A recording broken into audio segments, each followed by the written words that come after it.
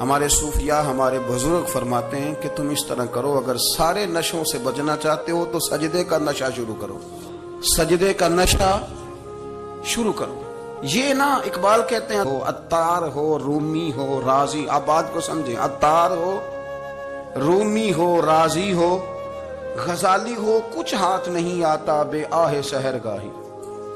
کہتے بہت بڑا صوفی ہو جیسے فرید الدین عطار تھے، بہت بڑا تصوف کا امام ہو جیسے امام غزالی تھے، بہت بڑا تفسیر کا استاد ہو جیسے امام رازی ہو، عطار ہو، رومی ہو، رازی ہو، غزالی ہو، پر کچھ ہاتھ نہیں آتا بے آہ سحر گاہی۔ اگر سویرے اٹھ کے روتا نہیں نا اللہ کی بارگاہ میں، اگر تہجد نہیں نہ پڑھتا تو کچھ ہاتھ نہیں آتا بے آہ سحر گاہی۔ پھر اس کو کوئی چیز نصیب، میری بات کی سمجھ آ رہی ہے آپ حضرات؟ جب تک آپ سویرے نہیں اٹھتے، آپ اللہ اللہ نہیں کرتے، آپ کو نوافل کا چسکا نہیں، عبادت کا مزہ نہیں، فرمایا میری عبادت کرو، یہ شوق پیدا کرو، میں نے تمہیں پیدا کیا ہے۔ ہم لوگوں کے نشے مختلف نشے، بڑا عجیب رنگ ہے۔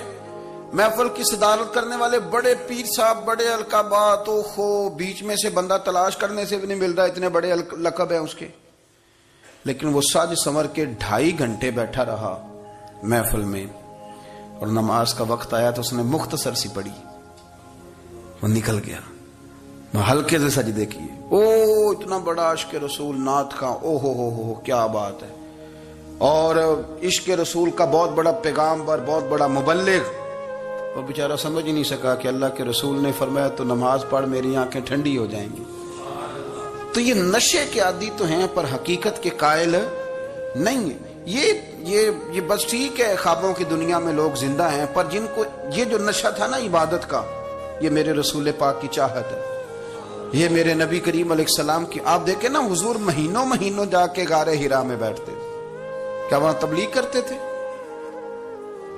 کوئی کتاب لکھتے تھے؟ رسول کریم علیہ السلام مہینہ رہتے غار حرا میں، کوئی نہ مجھے دیکھے، کوئی نہ مجھے ملے، حضور یہاں کیا ہے؟ فرمایا میں اپنے رب کی عبادت کروں گا۔ نبی کریم علیہ السلام نے سجدوں کے ساتھ پتھروں اور پہاڑوں کو آباد کر دیا، سجدوں کے ساتھ۔ آپ کا سجدہ آپ کو بہت ساری چیزوں سے چھڑا لیتا ہے، یہ بہت ساری جگہوں سے جھکنے سے بچا لیتا ہے۔ صوفیاء، اولیاء یہ کیا کرتے تھے؟ یہ سجدے کا ذوق ہی تو پیدا کرتے تھے، سجدے کا ذوق۔ شاہ عبدالعزیز دباغ رحمت اللہ تعالی علیہ اپنے مریدوں سے فرمایا کرتے تھے کہ اگر تم پکے نمازی بن جاؤ نا، تہجد گزار ہو جاؤ، تو میرے پاس آنا جانا چھوڑ دینا۔ عرض کی حضور کیوں؟ فرمایا میں تمہارے اور رب رسول کے رستے میں رکاوٹ نہیں بننا چاہتا، اب میرا مقصود ہے تمہیں وہاں تک پہنچانا، جب پہنچ گئے تو پھر میری ضرورت ختم ہو گئی۔ ہاں کبھی وسوس آئے، شک پیدا ہو، تکلیف ہو تو آنا، ورنہ میں نہیں چاہتا کہ میں رکاوٹ بنا رہوں۔ تم اللہ اللہ کرو، اس مالک کو راضی کرو۔ میرے رسول پاک علیہ وسلم نے فرمایا بندہ اللہ کے سب سے قریب اس وقت ہوتا ہے جب وہ سجدے کی حالت میں ہوتا ہے۔ کس کے قریب ہوتا ہے؟ اللہ کے